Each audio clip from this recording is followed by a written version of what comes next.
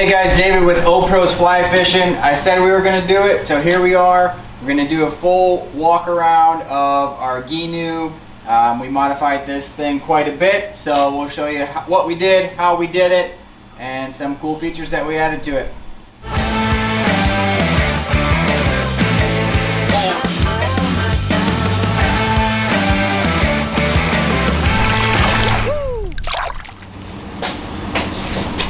The first thing we'll talk about is the hull of this boat. We started, it's a 1979 or 1980 Gheenoe Lowsider, somewhere in that date range. But we got it was all cracked up, probably didn't even float.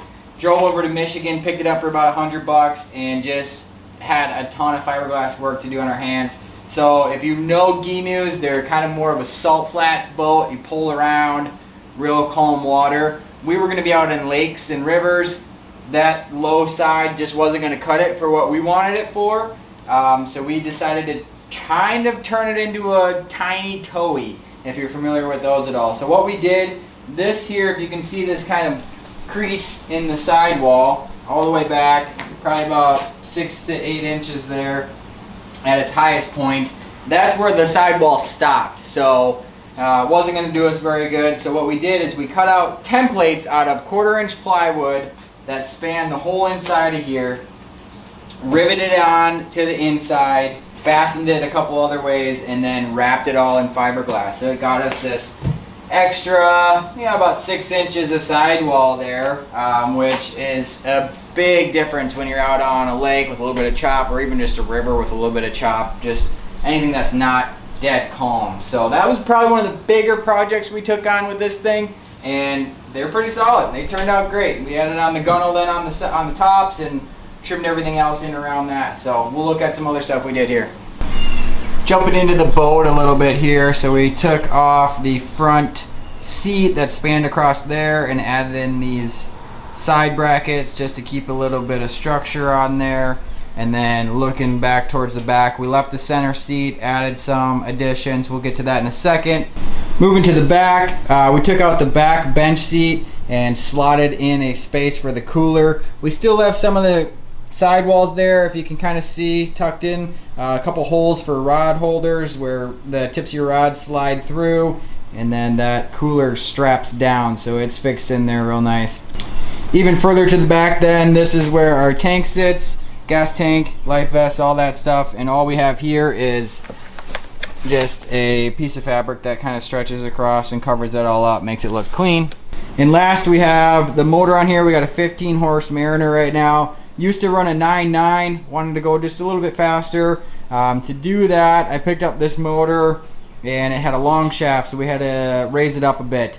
So we built a custom jack plate just with some aluminum angle iron and several sheets of ply there, and all waterproofed and sealed in. That thing has worked great. Gets that motor up to where it needs to be, and with that 15 horse on there, this thing rips. It's probably about 25 miles an hour with just one guy on there, and that's about all the faster you're gonna want to go with this thing. It's a little dangerous with the chop. It's basically like a surfboard with a motor on the back of it.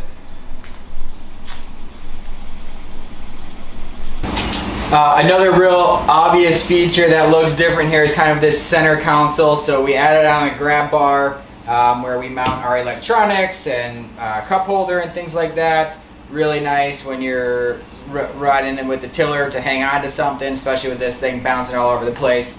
It's a fun ride for sure. And then as you can see, we got our custom oar rack on here. So believe it or not, what these are is Kayak roof rack, like the J hooks for on top of your car.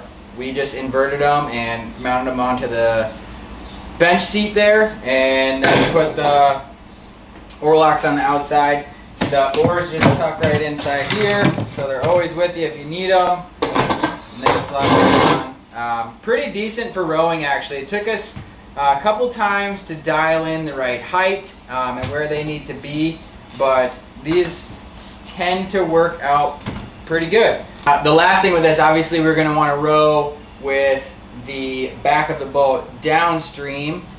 So what we do is we actually pop this off here and this now becomes your seat. You sit here, you throw your legs over the back, and that's how you row. This platform actually is, this little step stool actually is kind of nice too, to throw it up front when you want to get elevated a little bit when you're casting, so you can sight cast a little better, but it all works pretty good. Last but not least, up front then we just store our battery for the trolling motor, and we have our custom trolling motor mount here off the side. A lot of solo trips in here, so the trolling motor really comes in handy to maneuver around, whether it's lakes or I've ripped a couple rivers just with that trolling motor. So this thing's very versatile. You can get in a lot of different types of water. Big water not so much, but anything small. That's pretty much the rig. Simple, gets the job done. Shoot us any messages in the comments. If you have any questions, happy to walk you through how we did different things. It was a fun project. I think I'm over the boat projects. The next one we got coming is going to be ready for us to fish in. It's just a labor of love for sure. So I'm undecided. I don't think we're going to get rid of it. We put a lot of work into this thing, but I'm sure you'll see more of it. We'll see you on the water.